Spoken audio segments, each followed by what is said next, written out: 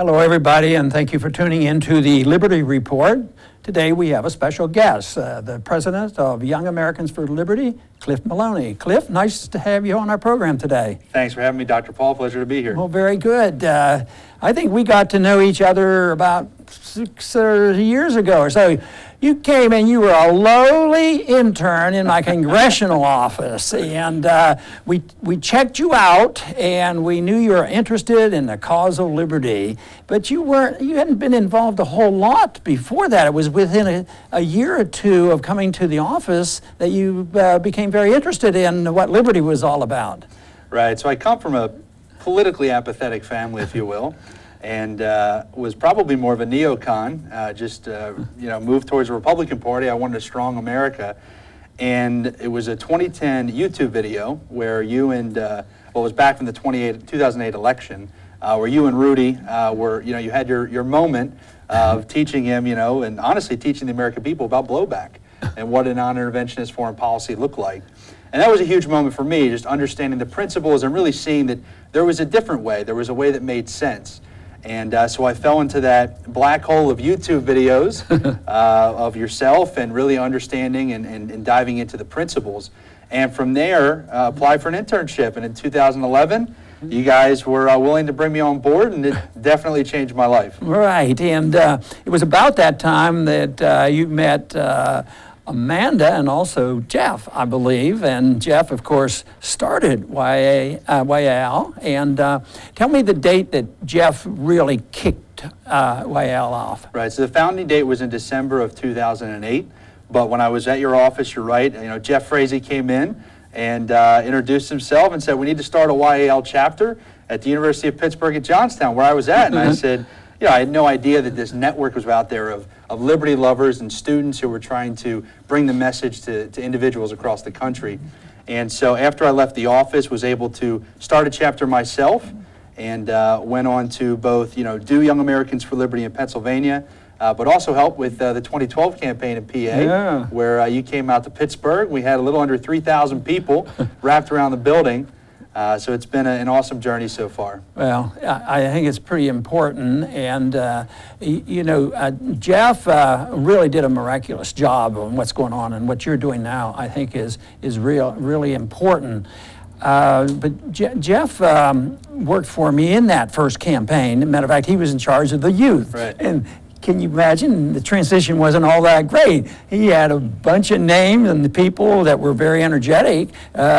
You weren't involved in that campaign, but you said that particular video got you enthusiastic. Well, that was what was happening in 7 and 8, and Jeff was in charge. He might have had the largest list of people that he was communicating with, so it worked in very well.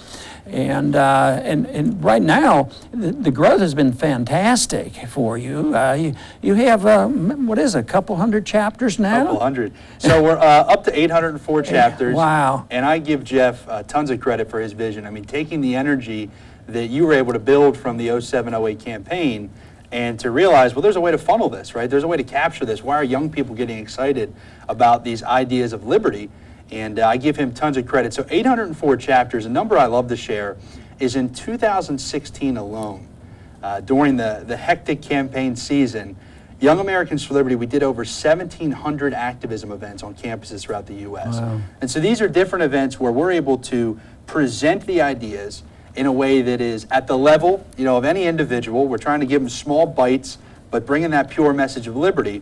But these events are ways for people to get introduced. They're ways for them to join the group, to at least be exposed to the ideas. So every single event we do, I look at as a great opportunity for us to reach new individuals and to bring them into the message. Some people are wondering right now about the libertarian revolution that was initiated in 07 and 08. And I have two perceptions, and that's the way I think a lot of people have right now.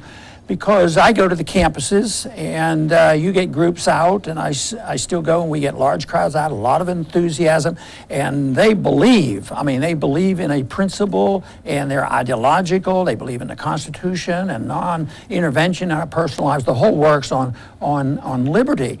And a lot of times, when I finish my speeches in Optum, I say, I go to these campuses. Believe me, the kids are understanding this and they're enthusiastic. But then again, they'll challenge me and say, what do you mean? It looks like the socialists are outclassing you. Look at what Sanders does, And how do you put that all together? Because we do know that ideas is more than just numbers. Right. Numbers help, but I'm sure that you've been confronted with this. Are they all socialists on campus? And how do you explain this? So we definitely have to combat that. What I'll say is it's a long game. Okay, and we have had consistent growth at YAL with reaching new people. The other thing to look at this past election cycle. You had personality, we're talking about people's hair, we're talking about people's emails. Where's your message? Where's your message of non-intervention? Nobody's talking about printing money, borrowing money, spending money. Nobody's talking about the size and scope of government. It was all personality. So what that did is that allowed for an opening of us to talk about ideas and to dive in and reach students and say, look, here's actually some of the solutions. It doesn't involve, mischaracterizing somebody or attacking somebody for their personal beliefs. It's about policy. To the Bernie question, what are the people who were involved with Bernie doing now?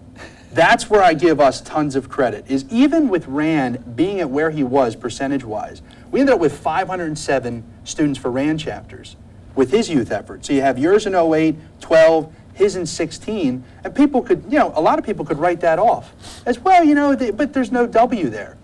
These people are funneling into our organization, and we're continuing to be better at the tactics. So it's not just the philosophy, it's understanding how to tactfully go about and strategize to reach more people. I don't see that on the left with the socialists. I don't see them forming groups or continuing a message. Your message is what's continuing through Young Americans for Liberty. I think that there isn't a Sanders movement. Right. It was in the campaign. But I divide them into two groups. You either believe in liberty and non-intervention in economics, personal liberty, and in foreign policy, or you're an interventionist and you're a planner and you want to be telling people what to do.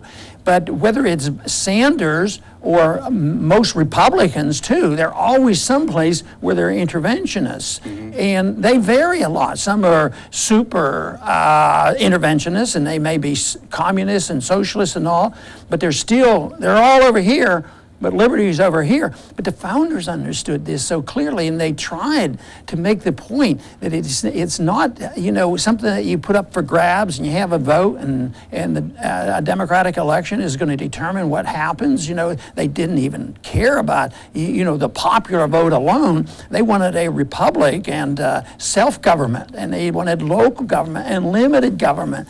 And see, it's us against them, and them are the ones who have been in charge for a long, long time, in some ways throughout history, but certainly in the last 100 years, they have been in charge. So what you're doing at YL, I think it's fantastic, because it isn't like a little contest of an election. How do we answer Sanders on the issue of free education, something like that. It is a philosophic thing. And some of them say, oh no, we don't like people who are philosophic because you guys are overly rigid and you're difficult to get along with. But you want to be overly rigid. Just look at what the left is doing now, and the people who have been in charge of our government. I think they're overly rigid in the use of government against the people. Right, and I would agree. I mean, most of the findings we have are those that are open-minded enough to engage in conversation. Young people are tired of government.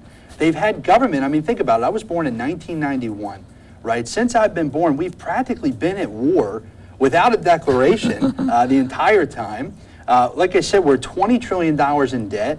There's, Obamacare is unraveling before our hands. There are all these things. We've got Edward Snowden in a different country, somebody who exposed this entire system. It's just way too much. Big brother, too much government. And I think young people realize that. They get it. They're tired of what they've been getting. And so we're trying to make sure that we fill that vacuum with the principles, and we don't water them down. We go straight after everybody. Like you say, people say sometimes we're too philosophical. We have a real message. We have a real set of principles that we think can create the greatest amount of opportunity for individuals, that can create the greatest amount of peace. And so we've built this pipeline at YAL. We've got 4 main components. We like to identify, educate, train, and mobilize youth activists committed to winning on those principles. We identify and educate on the campuses through our chapters, through activism events. We train them at events like our spring summits and our national convention, which we're gracious to have you speaking at in the past. And then we mobilize them, right? We want to put them into positions of influence. And when I say that, I don't just mean, like you said, I don't just mean campaigns, right? Nonprofits, think tanks, people writing policy papers, but also those in the private sector. We need to have normal, everyday Americans that believe in these principles in every corner of the country. That's the only way we actually see them setting in and being something that's a foundation. And so we want our students to continue to expand out, to continue to reach more people. We like to say we build a youth army for liberty, and then we put them to action to make sure that as many people get exposed to these ideas. And a lot of the young people will come and join, and it'll be for general reasons because it sounds very good and it's basically right and it's American and constitutional. But when you get to the individual issues, sometimes there's more particular questions, which it should be. What does this mean? Does this mean that people can use drugs? Does this mean that we shouldn't have troops overseas? Does this mean that you have to get rid of the Federal Reserve? What do you detect? Anything special on the new people coming in and checking you out? What is it? Is there any particular thing that they hang up on the most when they say, this sounds real good, but I can't accept this policy, this is over the top? Have you ever come across any of those challenges that you have to answer to? Right, absolutely. I mean, we right now are in a world of sound bites, right? Soundbite on this, soundbite on that, different issues where, we're getting a short snippet, we're not getting the full facts. When we find somebody and we introduce them to the ideas of liberty and we really show them that, look, let's always move towards freedom and that there's a difference between tolerating and endorsing, right? I don't use drugs, but I'm not out there trying to tell everybody, that you've got to, that you should be locking people up for a nonviolent crime. So I think the difference is if we can get somebody exposed just a little bit to the ideas, if there's an issue they're hung up on, when we really sit down and walk them through, well, look, do you want the government setting up a committee to oversee this thing that you might have a problem with, or should we just try freedom? Should we let the marketplace figure it out? Should we let people figure it out? So are there issues that people get hung up on? Absolutely. It's politics. You're never going to agree with somebody philosophically or politically on everything. But if we can show them that individuals and not government can create the solutions, we think of that as a win in our category. Well, Cliff, this is great, and I congratulate you on what you're doing. I think your organization is fantastic because I think that's where the action is. It's on campuses, it's with young people. You've heard me say this many times, and I think our philosophy of liberty is the correct one. But tell the viewers where they can go to follow up and get more information. I imagine you have a website someplace. Sure, so check us out, yaliberty.org. If you're a student who wants to get involved and spread the message, or you're curious about getting involved, we'd love to have you sign up. And if you're a supporter, check us out once again, yaliberty.org. We're always looking for help with the projects we're doing, and we're going to continue to build this youth army, Dr. Paul. Thank you, Cliff. Thank you for being with us today. And I want to thank our audience for being with us today. Please check out YAL. It's a great organization. The salvation of this country, politically speaking, is going to come from the young people changing their minds about the attitude, because the system we have is not going to work economically and foreign policy. It's doomed to fail, and we have to fill the vacuum. That is one thing that is not occurring right now, even in this current transition. What are we going to replace it with? Well, I'll tell you what, this thing is going down, and what are you going to replace it with? For instance, what are you going to replace the Federal Reserve with? Well, maybe freedom and free market money. So yes, there's lots of alternatives, and I think knowing more about liberty and principles and the YAL would do a lot of good. And thank you very much, everybody, for tuning in today. Come back soon.